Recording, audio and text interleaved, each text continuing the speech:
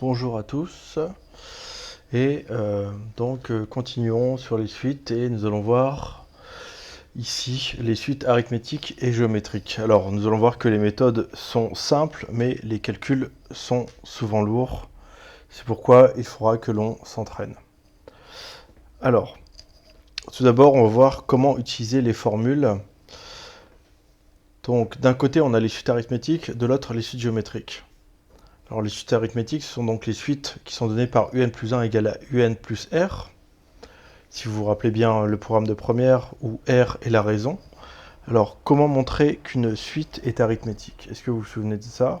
Eh bien on fixe n, soit n appartenant à l'ensemble des entiers naturels, et on étudie un plus 1 moins un. Et en fait, si on arrive à montrer que un plus 1 moins un est égal à quelque chose qui ne dépend pas de n, donc finalement un nombre, donc quelque chose de numérique, eh bien ce nombre on l'appellera donc la raison qui sera égale à r. Et dans ce cas-là, on pourra dire que la suite est numérique. Alors si on a affaire à une suite numérique, eh bien on va pouvoir donner une expression de un. Un sera égal à, alors pour tout n appartenant à l'ensemble des entiers naturels, pour tout p appartenant à l'ensemble des entiers naturels, un sera égal à up plus n-p facteur de la raison, facteur de r. Et donc c'est la formule que vous avez ici. C'est bien celle-ci. Alors vous, l'année dernière, vous l'avez vu avec U0.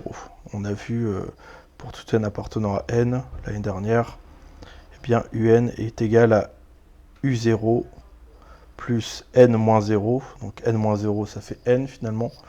n-0 facteur de r, donc nr. Ce que vous avez vu l'année dernière. Donc ça c'est pour donner une expression de un. Donc dès qu'on sait qu'une suite est arithmétique, tout de suite, si on nous demande de donner une expression de un en fonction de n, eh bien on va utiliser cette formule-là. La première ici, celle-ci. Ensuite, c'est assez courant que l'on nous demande la somme des termes consécutifs d'une suite arithmétique. Eh bien, alors là, encore une fois, comme je l'ai dit, les méthodes sont simples, c'est du par cœur.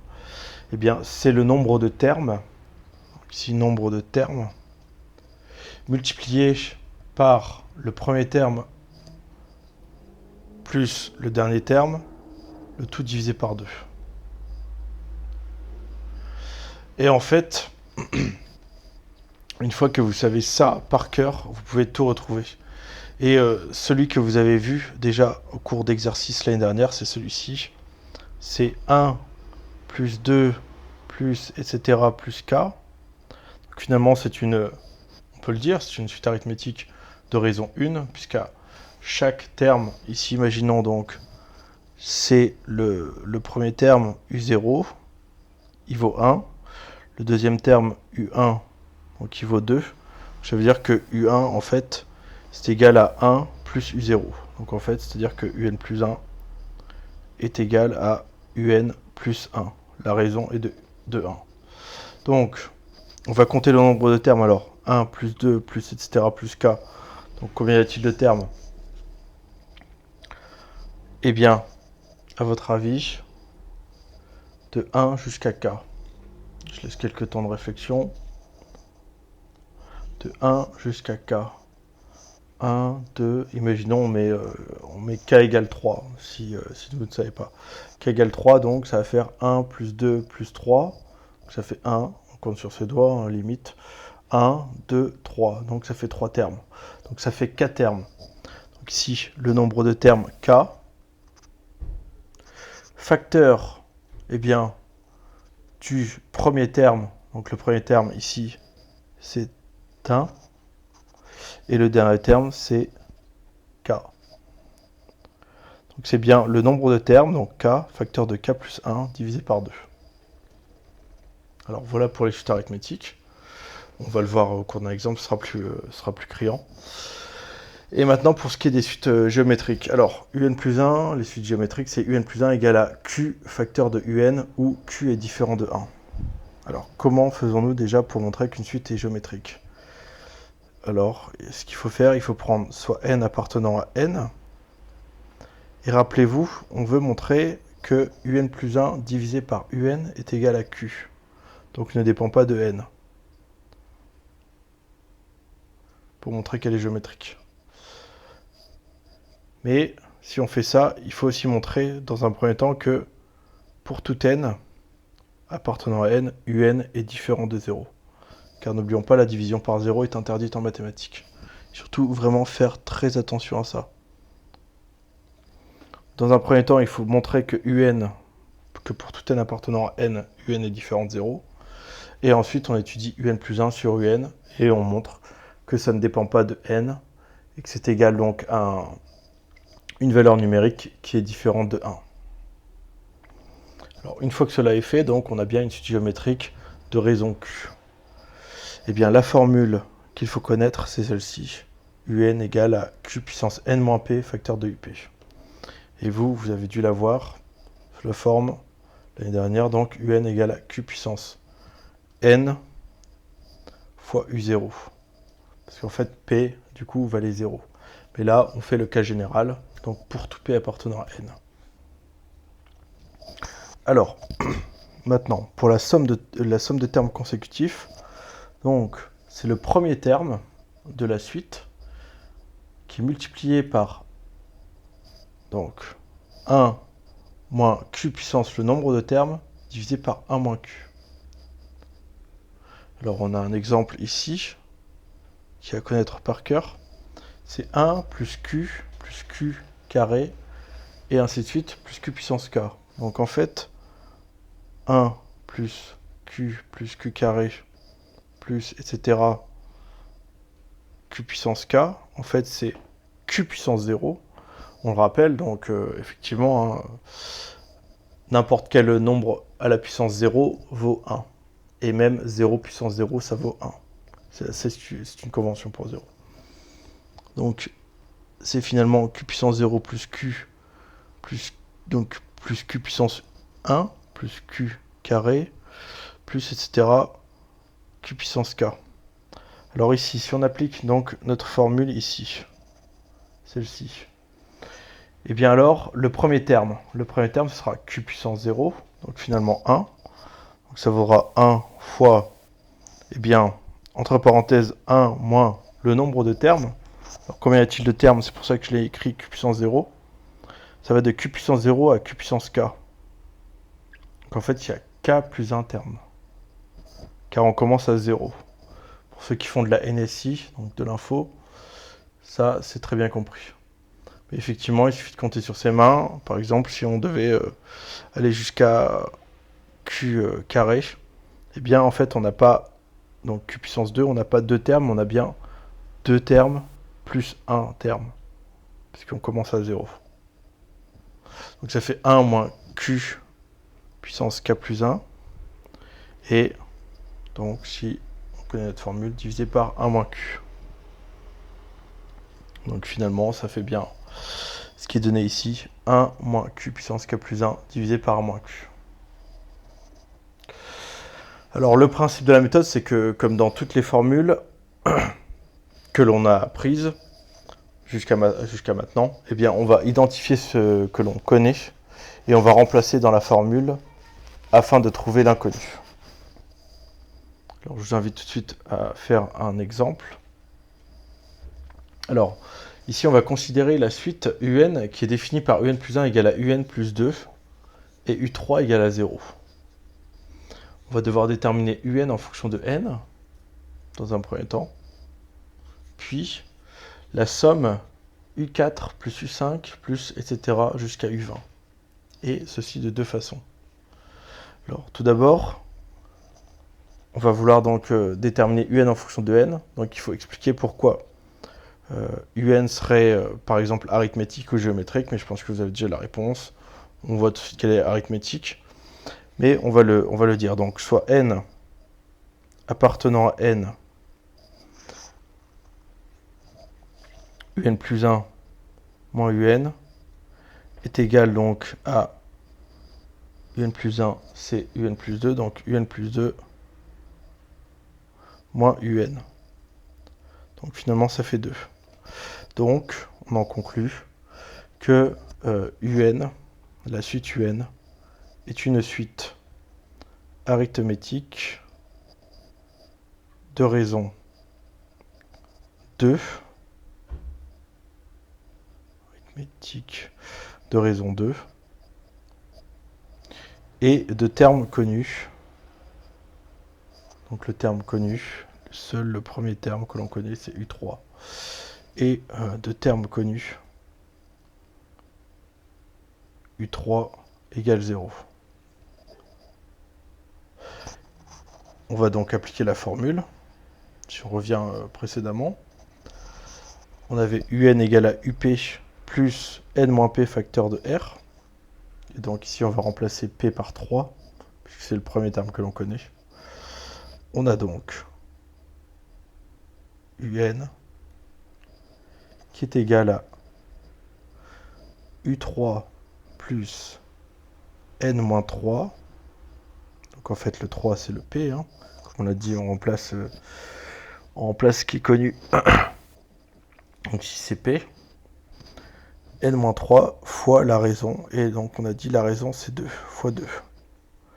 Alors, ce qui nous fait U3, on sait que c'est 0. Donc 0 plus, eh bien, N-3 fois 2.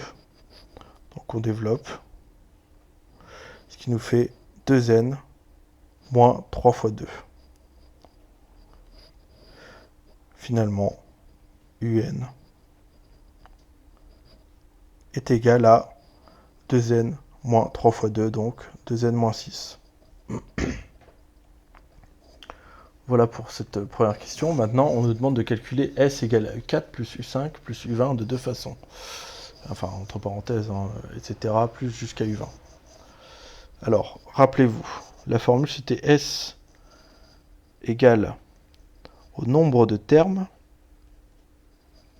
facteur du premier terme plus le dernier terme divisé par 2. Alors ici, le nombre de termes. Alors, de U4 jusqu'à U20, combien y a-t-il de termes? Alors là, je vous invite à compter sur votre main parce que vous allez peut-être probablement faire l'erreur classique, faire 20 moins 4. Alors si on fait 20 moins 4, ça va faire 16. Mais c'est comme quand on compte en fait les jours de la semaine. Donc si on va compter sur notre main, donc 4, 5, 6, 7, 8, 9, 10, 11, 12, 13, 14, 15, 16, 17, 18, 19, 20. Donc normalement, si vous l'avez fait en même temps que moi, vous êtes tombé sur 17 et non 16. J'ai toujours K plus 1.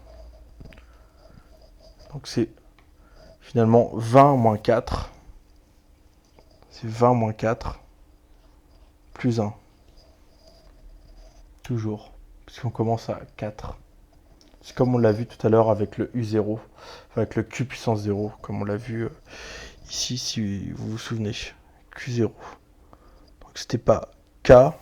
On est parti de Q0 jusqu'à Q puissance K. Et c'était pas K, mais bien K plus 1. Et de la même manière, et vous pouvez vérifier chez vous en comptant sur vos doigts. Donc le nombre de termes est égal à 17.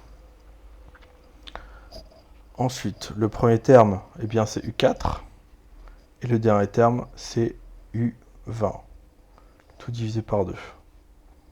Alors, U4, donc ça fait 17 fois U4. Alors, U4, pour avoir U4, il suffit de faire donc U3 plus 1 pour avoir U4. Et donc, c'est égal à U3 plus 2. U3, ça vaut 0, donc ça fait 0 plus 2, ça fait 2. Donc, finalement, on a 2. En fait, je suis un peu bête, hein, puisque on a UN en fonction de N. J'aurais pu le faire directement ici. Donc ça aurait fait 2 fois 4, donc 8 moins 6. Ça nous aurait donné 2. Et maintenant, effectivement, pour calculer U20, on ne va pas faire tous les termes, mais on va bien utiliser UN égale 2N moins 6. Donc U20, ça fait eh bien 2 fois 20 moins 6. Alors 2 fois 20, ça fait, eh bien, 40. 40 moins 6. 40 moins 6 qui nous fait 34. Donc finalement, 2 plus 34, le tout divisé par 2. Et alors 2 plus 34, ça fait 36. Donc ça fait 17 fois 36 divisé par 2. Donc 36 divisé par 2, 30 divisé par 2, ça fait 15. 6 divisé par 2, ça fait 3. Donc ça fait 17 fois 18. Et 17 fois 18, 7 fois 8. Bon, vous avez le droit d'utiliser la calculatrice ou un brouillon. Alors ça va faire 6. 0, 30, 306. Ça fait 306. Donc finalement, la somme qu'on nous demande de calculer, eh bien, elle fait 306. Alors attention, on a bien dit de deux façons. Là, on l'a calculé d'une première façon. Alors comment est-ce qu'on pouvait la calculer d'une deuxième façon? Eh bien en fait, on pouvait utiliser la fameuse formule, si vous vous souvenez bien, S égale à 1 plus 2 plus etc. plus K, qui était égal à K facteur de K plus 1 sur 2. Donc ça y est, vous la connaissez déjà par cœur, j'imagine. Enfin, j'espère. Vous verrez que c'est très très utile. Eh bien en fait, on va utiliser justement cette formule-là. Donc ici, qu'est-ce qu'on a? On a S égale à U. Donc c'était S égale à U4 plus U5 plus etc. plus U20. Donc ça fait S égale à finalement 2 plus U5. Donc rappelez-vous, c'est 2n moins 6. Donc 2 fois 5, ça fait 10. 10 moins 6, 4. 2 plus 4, plus etc. Et 20, on avait dit que ça faisait 34. Puis en fait, il y a un truc tout simple, ce qu'on va faire, c'est que S en fait est égal à 2 fois 1, plus 2 fois 2, plus etc. En fait, on va factoriser par 2. On fait apparaître un facteur commun. Plus, eh bien, 2 fois 17. Donc là, on a fait apparaître un facteur commun. Donc on peut factoriser par 2. Ça fait S égale à 2 facteurs de 1 plus 2, plus etc. jusqu'à 17. Et donc là, on a fait apparaître ce qu'on connaît par cœur.